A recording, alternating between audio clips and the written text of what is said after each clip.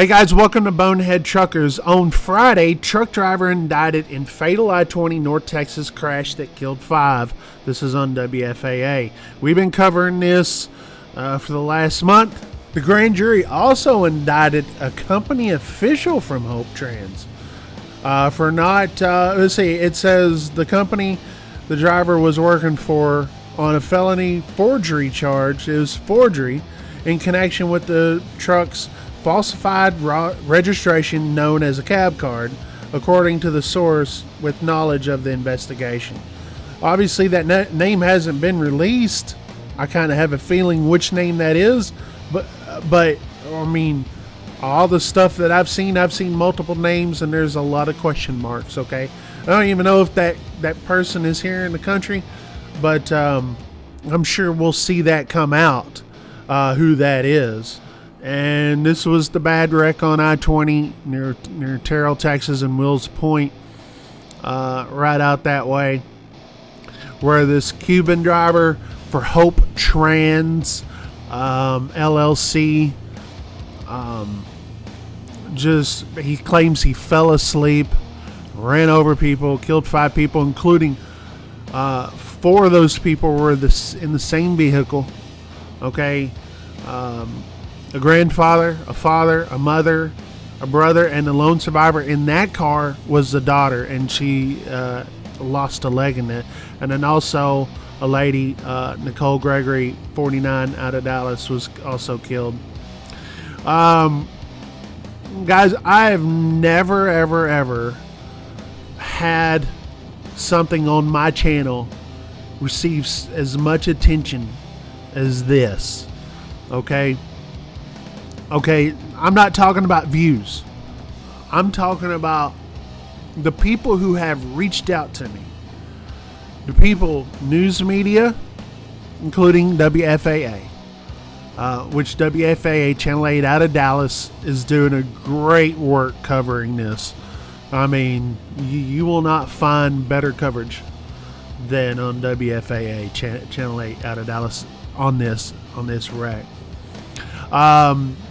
There's been lawyers reach out to me that they work for the law firms that have reached out to me about this wreck. Okay, not to defend the driver, not in a threatening way. No, they're asking me for information. You had the lady that I just named, her father reached out. Okay, you just have a mega carrier, not directly to me, okay, but in proxy through someone that is tied to this. This right here, in my opinion, may be one of those things that will change trucking. Hope Trans is a company owned by people who we really don't know that much about, other than the fact that they are from a foreign country. They may live here, they may not. They may be recently here. They ran under different company names. There's other fatality wrecks. We've had drivers. Oh, that's another thing that people reached out. Former drivers from Hope Trans have reached out to me on this situation. If there's a single thing that may change the way things are done in trucking, if there's a single thing, it may be this right here. You thought maybe it was the wreck in Austin, which, we would have hoped that would have changed things, but then we had another one a couple months later in Chattanooga, and then this one here in Texas, and maybe it's a combination of all these wrecks, but the common denominator with all these wrecks is you have companies that push their drivers They use Telegram most of the time. They push their drivers to run over their legal hours. So a lot of these drivers don't know English. And the three, the one that probably spoke the most English was a guy in Tennessee, the Haitian, that we know of so far. There's these common denominators with these. And with this one right here, this one is so bad. This is so bad because you have a big spotlight, thanks to us here on Bonehead Truckers, thanks to WFAA, Channel 8 out of Dallas, Tanya Iser, who's been kind of the face of this investigation. Because there has been so much spotlight on this and the rabbit hole down this company. Trust me, these other wrecks has happened. There was a guy that just asked. I just was back and forth in email today with one of the guys from one of the law firms, and I was telling him, it's like, man, Hope Trans is just a carbon copy of what many other trucking companies do in this country. Okay? It's the same thing.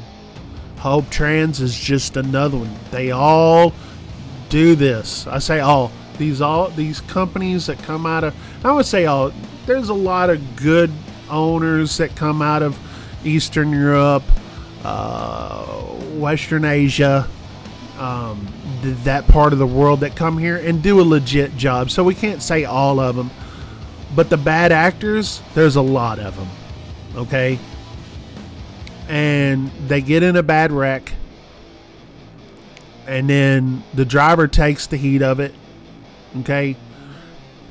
And they stay in business. They may operate under a different authority, different DOT, and they keep their sane business practices and hoping that they could just, wing it, right?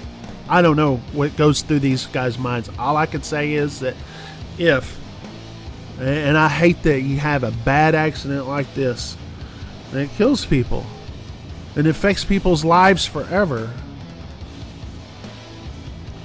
If this changes the way things are done, then maybe we get some positive out of it.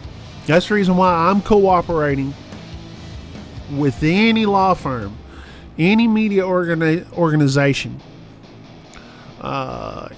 government organization that wants to put a stop to this.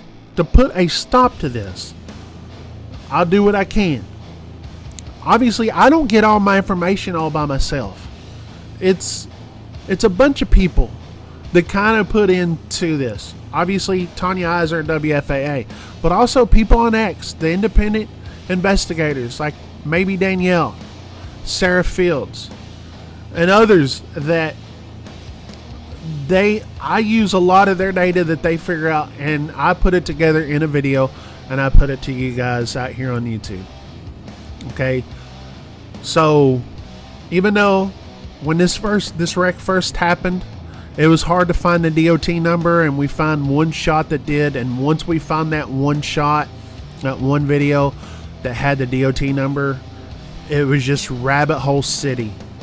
I'll say that I was the first to find the DOT number, but I can't sit there and say I found all that information, that came after that. That was other people on X, and I just brought it to you guys.